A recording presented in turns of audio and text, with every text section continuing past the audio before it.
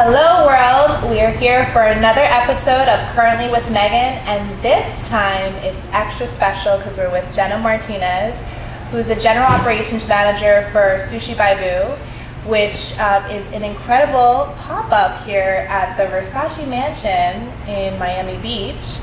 And Jenna, thank you for having us today. Thank you for coming. Thank you for coming. We were able to sneak in before the first seating. So Jenna, before we get into your background, tell me a little bit more about this concept, Sushi By Bou. So Sushi By Bou is really cool because basically they take underutilized spaces in existing places, and the idea is you can put a sushi bar anywhere. Right. You don't have to build a lot of infrastructure. You need a cooler and a cutting board, and you can basically make it work. So usually we partner with hotels, okay. And in New York there's 6 locations. This is the first, this is the first in South Florida. Regionally, we plan to expand, but we're just taking our time to kind of find the right spot. It's not really Manhattan, so we've got to ease ourselves into it a little bit more, put a little more thought. But it's great because we have been lucky enough to be gifted this wonderful location in the Versace Mansion. Right. So this actually used to be, they call it Gianni's Suite. It was his kind of his fun room, his smoking and cigar bar room, where he used to hang out and have fun. And now that so this was like from his room. Yeah, his bedroom's bedroom's actually next door, and there was a secret door, trap door behind the bar. Yeah, wow. But no one uses it anymore. But now we actually even have half of the adjacent rooms, so we have 2 6-seat sushi bars instead of just one. But it's really nice because we've maintained the lounge, so we have a place to kind of hang out and create vibes, and feels like home. It's so beautiful. I mean, the stained glass, just like the character here is very, very unique. I'm curious though how you selected this location. How'd that happen? When someone offers you an opportunity in the Versace Mansion, and it's really hard to say no, So it's really cool because it's unique. It's JV agreements, it's profit shares, so we have personal relationships with the owners. Right. It's really the only way you can make that kind of thing work. Okay. So they happen to grow up with Bill and Mike, in the same streets in New York, and that's kind of how we were able to get in. Other than that, it never would have happened. So tell me, because we have a lot of transplants from New York. I'm in real estate, so I'm moving so many people down here. What locations are you in New York? So there's the Sanctuary Hotel, Hotel 3232. There's a few in Times Square. We even have one called Sushi By Bou with a chef called Una Tempest. Yeah, she's a girl, so Sushi By Bou. It's funny. That. She headlines that one. There's even one we just opened in Sheepshead Bay in Brooklyn. Nice. Julan Club, which last year they would do in the Hamptons location as well, but this year they didn't. So just kind of all over the city. I love that. Yeah. So in terms of when we talk about the Versace Mansion, and because of you, I've come here a lot. Last time I was here was for the Chris Cab performance, which was incredible. It's the first time I heard him. The room was packed. The vibes were great. Music, drinks. It was special. Wow, blew me away. So a lot of people after that performance were like, I didn't know that you could just go to the Versace Mansion. So tell me what the purpose is now besides here. Like, how does it work if you want to visit? You can't just come. You can, but you have to let us know first. Okay. So we have a designated reservations line that you can call or text and say, I want to come for cocktails with my friends. And then if we know, we can let our hostess know and they can let you up. Okay. And we don't really discriminate. We see mostly locals here, which is great because being on Ocean Drive, to have that as our staple and our cement is great because it just changes the whole game. We're not capturing that foot traffic. Right. So it's more of laid back. It's family. It's kind of like you're in your home. People always leave and they forget to pay accidentally, and then they come back. They're like, I'm so sorry, I forgot to pay. We're like, it's okay. They gotta run into town because they feel like it's their living room. Like I've been to my friend's house. I don't pay when I leave my friend's house. So it's good vibes, but it's there's availability. There's always ways to get in. You know, we'll give you the number later on, and you can share it with anyone. But you can't just walk up, but you can. Okay. But we just have to know first. Okay, so you can book a reservation here. You can stay here. Yeah, it's a private hotel. The property is a private hotel, so there's 10 rooms on property. You can stay in Gianni's suite. You can stay in Donatella's suite.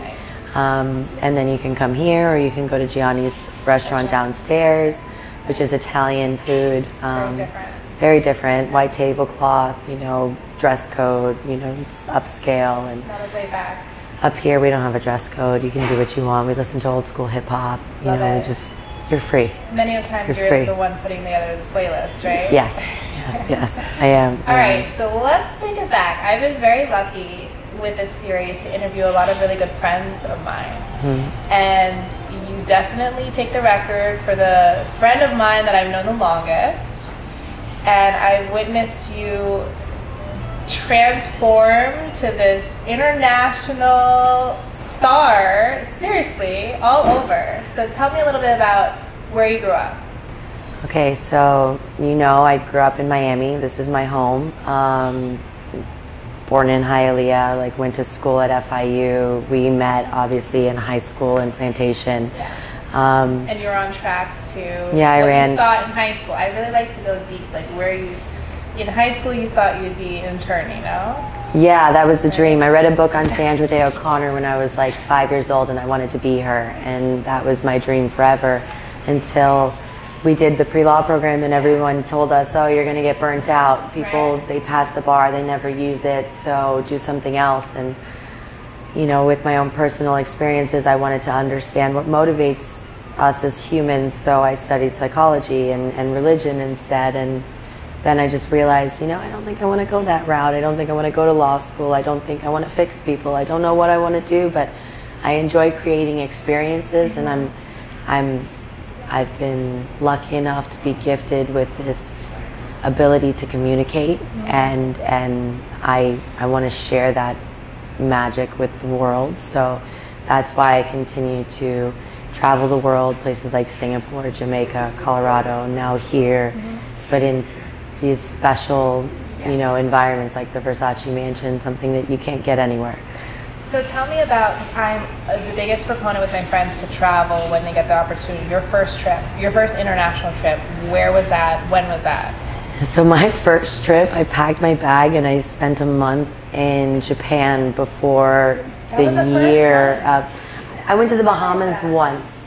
I don't even count that. I went to the Bahamas once, like to Atlantis, and that was it. Yeah, that was my first trip. Yeah, I remember my mom never let me go to Jamaica anywhere. I didn't get my passport until I was 19. Wow. Yeah. So how was Japan, like that experience, getting off the airplane and a month? Yeah, so you know, I just wanted complete shock value, and like that really gave me what I was looking for. And in those situations, you take yourself so far outside your comfort zone that you get to the point where you realize that you learn who you are and what you like and what you don't like. But it's important to take those trips, I think, by yourself, because then you're not worried about other people's feelings or needs or wants, and you learn more about yourself in the process. So it was the best thing that I ever did. From there, I went to Thailand. I spent 6 months in Thailand volunteering, teaching English. Then I traveled all through Southeast Asia. Then I took a job in Singapore, 2 years I spent there. And when you went to Japan, was the plan just to visit, or did you think that you would actually be living in Asia? You know, I knew I was just going to visit, and everyone thought I was never going to come back. And people who knew me thought I would never come back, and I still can't believe I'm back. I thought I still can't, but here I am. So I have 3 rules: happy, safe, and free. And you know, what that means changes every day and applied to different situations. It changes every moment, and that's okay. But if I know that I feel something wrong, I make an adjustment, and for the last 10 years I've been doing that, and it's been working, and I'm very happy, and I've been blessed and able to go on these great adventures, you know. So Wow, there's so many questions that I want to ask you. Okay, so Thailand.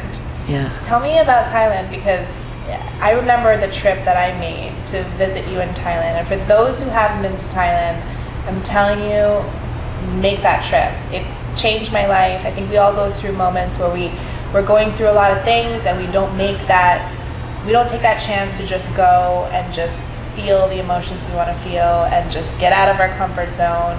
Take that time off of work. That was like such a turning point in my life. So tell me a little bit about Thailand and how that influenced you. Thailand was great. You know, it was probably one of the coolest things I ever did. Let me help him. I gotta help him. I'm sorry, I'm gonna stop. So we just had to take a brief cut because we had our first seating for today, this evening, and we were talking about Thailand. Yes, we were. And, you know, I know you love Thailand because besides the fact that I met you there.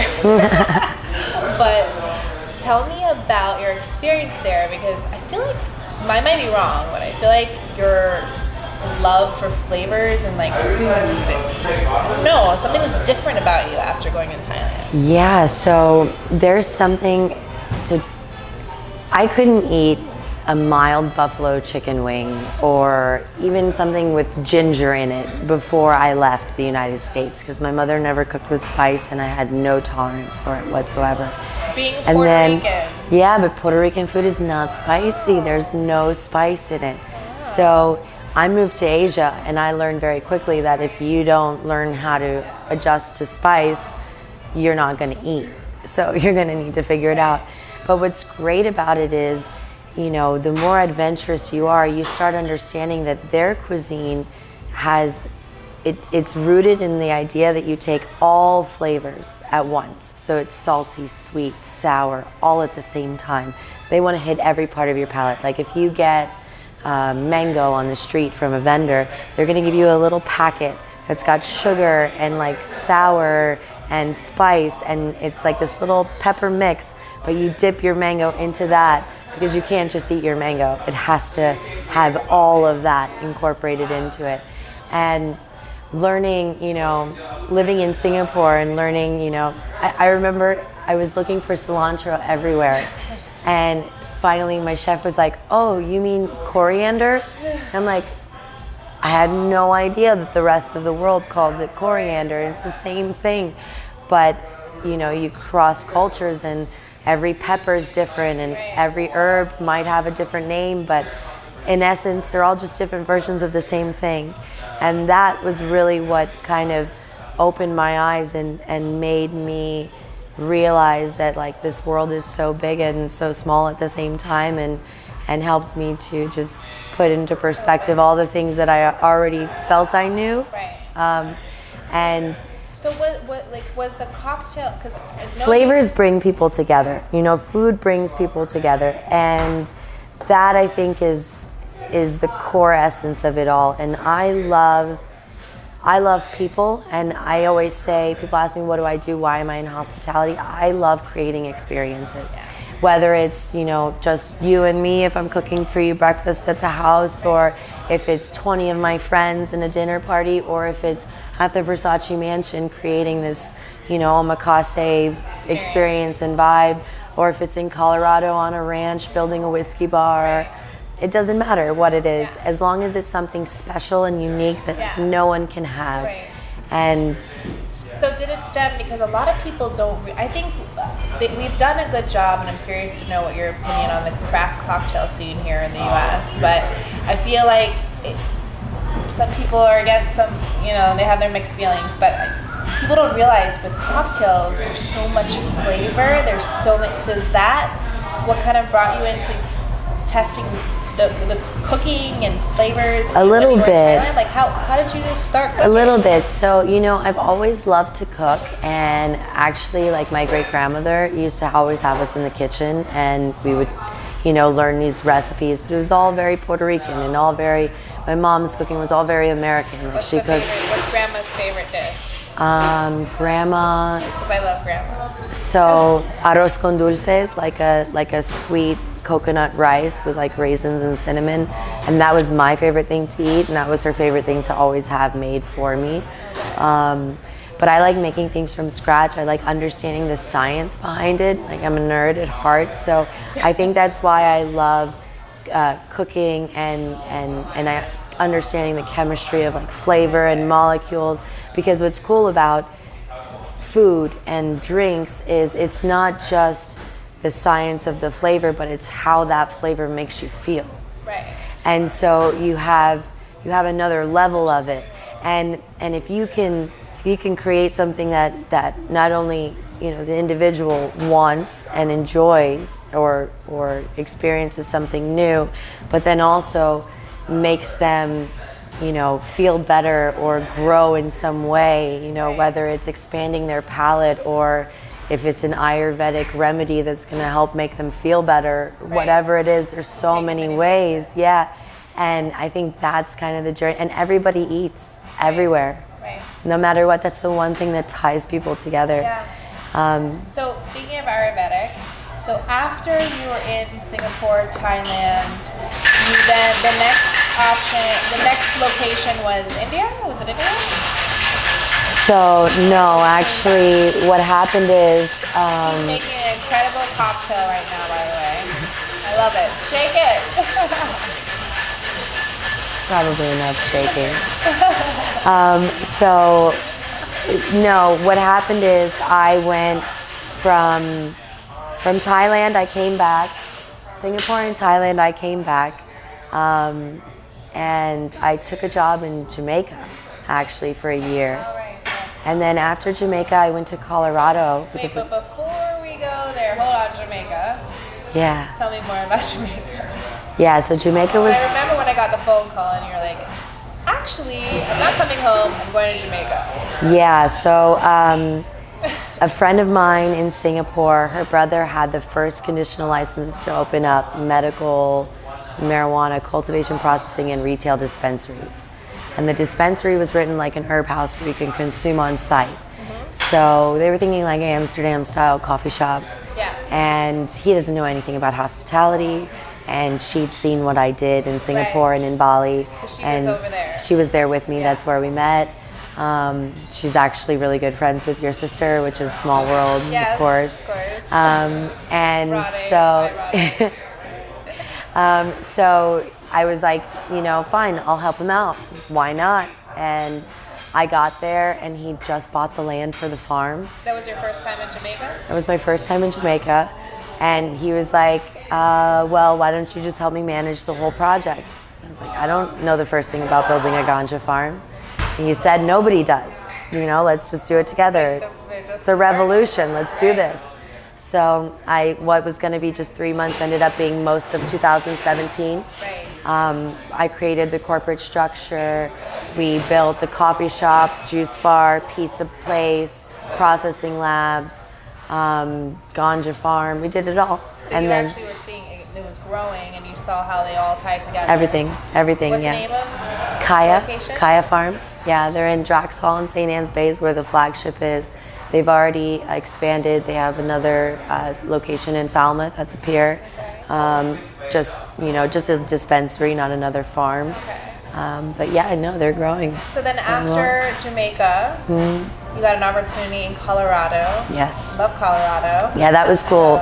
I wore cowgirl boots every day. And I love that when you travel or when you are in a location, Jenna goes all in. Like, it's like Colorado, we would FaceTime, she had the hat, she had the boots. I was like, okay, like you just immerse yourself. So tell us about Colorado.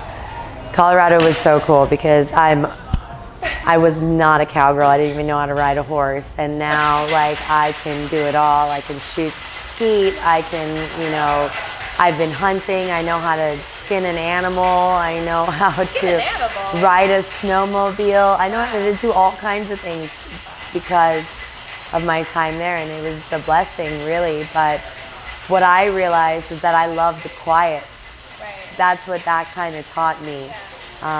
It was just, it solidified that in my mind. When you were in Colorado, what was your position? Where were you exactly? So I was a beverage director. I managed the beverage program for Sea Lazy U Ranch. Okay. It's a really fancy dude ranch, basically, in the middle of, it's a town called Granby, like 2 hours west of Denver. in the mountains, like right in the Rocky Mountains. Huge property, 250 horses, just like massive, beautiful, quiet. There was maybe 1,000 people in the town, and like 500 of those people worked for our ranch. And people were coming from all over? All over. Like, where were they finding this? I didn't even know dude ranches existed. It's been around for 100 years, actually. This year's their centennial. So we did a really cool cocktail program with like twists on classics for their 100-year. But you know, it's funny because people go there. It's a very family-driven place. But in the last like 6 years, they've been bought out, and the new owners decided they wanted to allow private people to come and build homes on properties. So you can buy a piece of land and then build your, you know. That's interesting. Yeah, I mean, they're luxury. They're big, so it's people's second and third homes. But there's 20 members with their homes on the ranch, plus I think 15 cabins. So you can fit about 80 people in those cabins. So you can have your, you can use the horses and like the winter sports and the and then in summer sports. it's completely different. You ride not your motorcycles, your bicycles. I mean, you can ride motorcycles. ATVs, yeah, they have, but it's more like snowmobiles in the winter and like bicycle riding and horse riding in the summer. You actually, I mean, they have events. Your father had his wedding there. Yeah, we brought him there last September, actually, like a week ago. This Anniversary. year, yeah. So there's a beautiful place called Woodsy, and it's got a great overlook, and you know, people come there to get married, and you know, we do corporate buyouts and lots of weddings and events, and I was there, and it just made it happen. Yeah. That's what I do. Yeah. So after Colorado, where did you think you were going to go next? I didn't know where I was going to go next, and that's how I ended up in India, actually, because I wanted to clear my head again, and I knew that like you felt like you were being pulled, like go back overseas or stay here, or what was it? I never wanted to stay here or be here, and I had met someone when I was in Singapore, and we were together until I left Jamaica before Colorado, and so I had to change my whole view of what the future looked like, you know, and so the year in Colorado helped that, but I don't know, for me it's not enough to be, it's out of my comfort zone, but if they don't speak another language and it's not like complete culture shock, you know, it's not necessarily enough for me. Like I need a little more. So I wanted to do some yoga, and the Ayurveda was really the more important thing for me. Which a lot of our viewers probably don't know what, you know, tell us a little bit more about that. Ayurveda is an ancient form of medicine in India. Basically, it's all holistic, it's all natural, and the idea of it is you have elements, you know, fire, air, and earth, and they're in all of us. And if something's out of whack, if your doshas are out of whack, then that'll block your energy channels and cause physical ailments or mental ailments. So there's different things you can do to, you know, fix these problems. A lot of it has to do with your habits and your rituals, but you know, there's certain diets and foods and herbs that you can incorporate into your everyday routine that will help you live at maximum efficiency. And I know that from what I've learned there and the practices that I've brought since, they've changed my life personally. And the reason I went is because I know people who told me that it changed their life as well.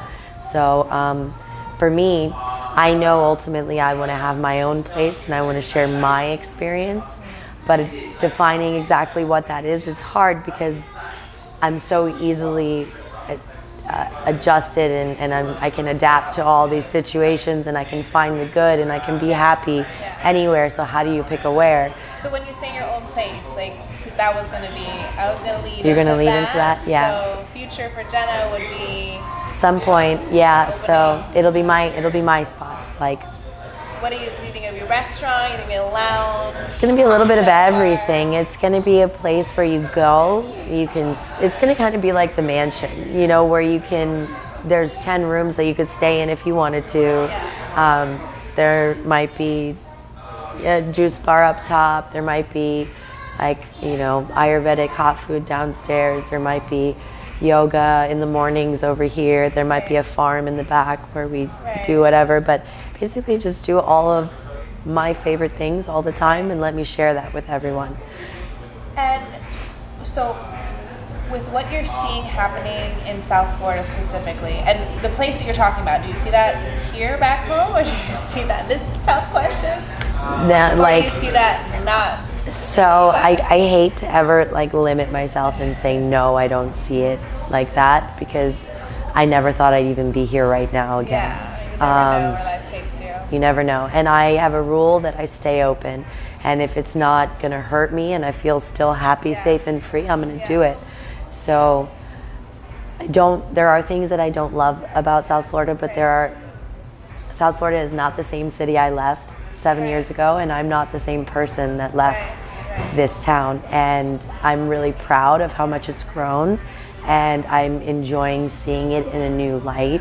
And I wouldn't necessarily say no, because I wouldn't say no to anything. But you're not sure. I love mountains. You know, there's not enough nature here, like real nature. But from what you've seen, so like we've had food halls open up, new restaurants, and you're so connected. We go out and like you're connected in the scene. So I love to ask this question because you live here, and for those who how would you describe like your life just like living here, like the ease of it, or like what you do on a daily basis, whether it's going outside on the beach or? I have so much access. Like, it's terrifying at some points, but it's also a blessing. You know, it doesn't matter if I woke up yesterday and I wanted to go to Soho House and sit on beach chairs. I'm not a member at the Soho House. You weren't in town, you were at the wedding. Bill wasn't here. So I just called the person that I know that's there, and I was like, hey, can you give me chairs? He's like, yeah. And then not only did he get us chairs, he comped our whole bill at the end of the night, at the end of the day. It's like, it never fails. It's just the nicest experience, and it's like, it's almost too easy. Whether it's day or night. Day, night, doesn't matter. You're very active. So like growing up, you were in golf, you were in track. And so I do a lot of yoga now. I try not to run as much because I know it's not good for me long term, but I love to run. You know me, that was like the Venetian Causeway I call that my paper route. It's like my favorite place. But now it's mostly yoga, a little bit of kickboxing sometimes, but other than that, I keep it simple. I don't really have that much time to do other things yet, but we're stabilizing now, and I'm actually entertaining new projects and you know, trying to figure out what I want to do next. Which I think is exciting because you have the inside with the movers and the shakers that are opening. And I love to like that's why I'm doing this, to keep abreast. I see articles or I talk to people like you, and I'm like, oh my God, that person's thinking about opening something in downtown or in Midtown. It's exciting. Things are changing. Things are coming here. People are moving. Yeah, it's huge. I mean, just looking at Brickell, like I remember the first time I went back to Brickell after 5 years, you know, when everything's now built up, it's just like there used to be nothing there. Now there's everything, you know, so. So what's your advice? And in a minute, you're going to make a little cocktail for us, but what's your advice for someone? I feel like this is going to resonate with a lot of people who they're kind of stuck in the rut of like what they were supposed to do, or like give someone who's maybe thinking about traveling or packing the bags and just going, like, what would you tell them? Go. Don't wait for anyone. Stop waiting for your friends. Just buy the ticket and do it. Don't be afraid. If you hate it, you can find an airport and come home. What I learned is this. When I left, I was in the same boat. Like, we all need to figure out this like one main goal and passion and purpose. And everyone told me, you're so gifted, you have to use this gift and do these things. But what I realize is just because you can do something doesn't mean that you have to or you want to. And what's important is knowing that what you want changes every single day, every single moment. So what I learned, the biggest thing I learned is I don't know what I want. What I want changes all the time.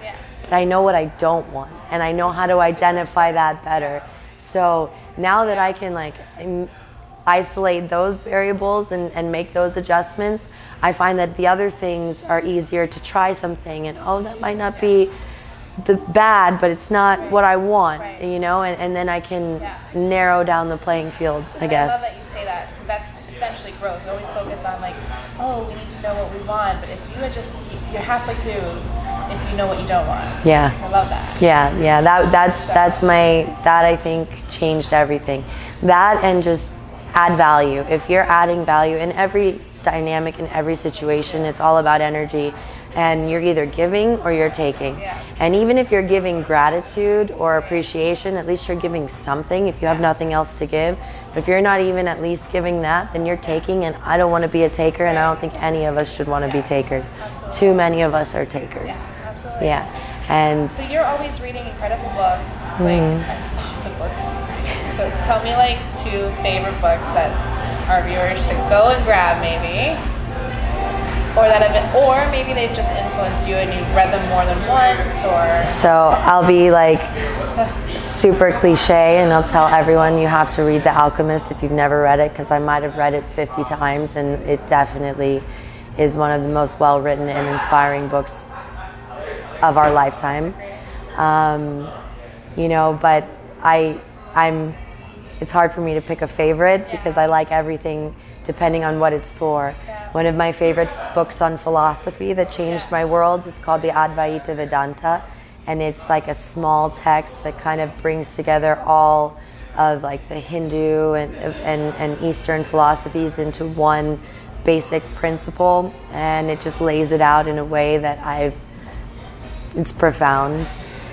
You know how I feel about the I Ching. I always consult the I Ching when it's time. I make all my friends do it.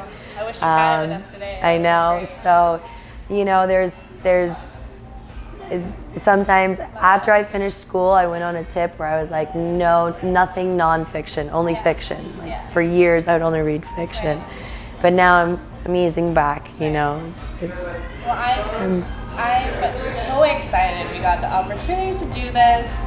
I've watched you through the years. I'm so proud of you. I feel like you're finding your purpose and you're experiencing the world. I'm like living through you, and it's always like my friends will ask me, where in the world is Jenna right now? So I'm glad I got to sit down with you so everyone knows where she's been, and we don't know where she's going, but she has a great story. So what's your favorite slogan, would you say? So I'm gonna laugh, but like this is in our high school yearbook. I picked it, and I think it's still true.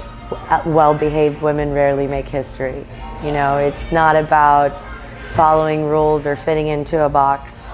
That's the world. It's a gray area. There is no black and white. Like everything is gray. There's always exceptions to every rule, and somebody made that rule, and sometimes they're good and sometimes they're not. You do what feels right for you. And so I don't know, I read that the last time we looked at our yearbooks and I laughed because it still rings true. Still have those under my bed. It still rings true. Yeah. Give me a hug. I love you. This was amazing. Thank you. And they all can find you at Peace Jenna if you want to follow her through her journey. That's my personal. To put it in your personal. That's fine. It's fine. Yeah, follow me. It's an incredible journey. Follow me. You can see all the pictures from all the places. And we'll put underneath here how you can contact her if you want to have an experience and sit down for this incredible experience. Please come. And I'm ready for a cocktail. Let's do it. Go. Let's do it. All right, so after an incredible sit-down interview with Jenna, the sun has set, which is absolutely gorgeous from the rooftop of the Versace Mansion. We are gonna get some cocktails, and I can't wait. You got a little spread out here for us. Tell us what we're working with. Okay, so this is one of my favorite creations. It's called Ume All Day. Ume in Japanese literally translates to plum, but it's not the plum like you're used to. It's a green plum. and it just has a little bit more umami and flavor to it. And so basically what we've done is we've infused the Toki whiskey with the ume. We've used... That's this right here? Yes, that's the Suntory Toki whiskey. Okay. We love all Suntory products. They know what they're doing and they do it right every single time. So, sorry. Yes. You know I like to get real. Don't be sorry. So, a lot of people are going to be like, whiskey, but Japanese, like, so explain. Yeah, so differences. I think it was like the 40s, but they've been making whiskey for a long time. And basically, I know with Suntory, what happened is one of the founding guys, he went to Scotland to learn, and he met a Scottish woman, fell in love, brought her back to Japan, and that's kind of how they started making single malt brews. I mean, they had to find a production manager and make it work, but it worked. Weren't you there when I spoke to you? You went to, when you were in Kyoto? And then Yeah, I visited Yamazaki. I had the pleasure of actually touring the distillery with the master distiller. So, that's amazing. Yeah, I was like 22 at the time. Oh my God. Yeah. Okay. So it's been pretty. I've been blessed. But Suntory is a great brand, and they have great people working for them who are some of my close friends, and we've always been. They have a whiskey. Yeah, they also just made a Haku vodka and Roku gin, all distilled from rice, which are incredible spirits. Toki's cool because it's actually their Hakushu 12. It's like half Hakushu 12, and so when you make whiskey, you have like the top, which is like what you take, and then like the middle, which is like what you can still blend in, and then like the end, which is what like you kind of leave behind. And that's usually like the darker, heavier part. So they take the dark stuff that they don't use in Hakushu.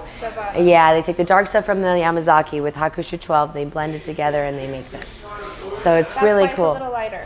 And it stands up to dilution better than any whiskey that I know. If you try to make a highball with anything other than Toki, it's just not going to be the same. It's going to be like drinking soda water.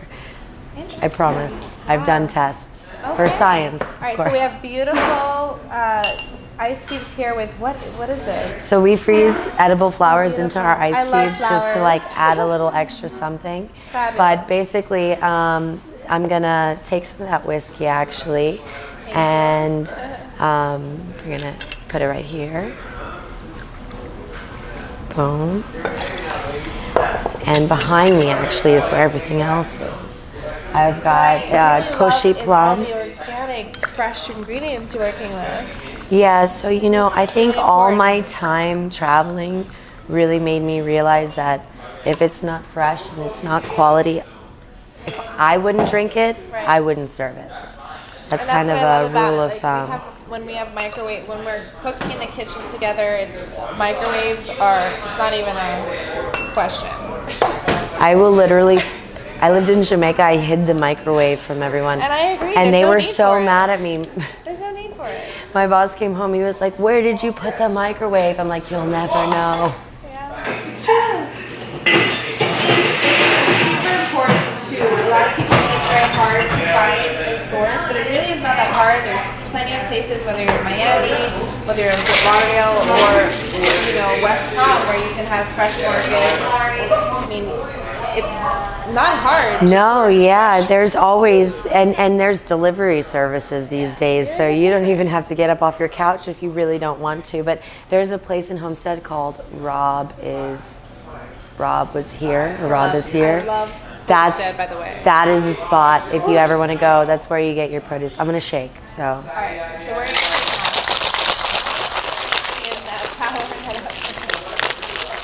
You have to practice the smile. So they call it the shake face, and everybody has a different one, and it tells a lot about a person. Really? Yeah, Okay, so you tell me learn more so much about a person when you see their shake face. Yep. 100%. I'll have to shake and see what mine When is. I first started shaking, you usually want to tense up and get serious, but then you realize that everyone's watching you, like be angry. Just get into it. So you have to smile.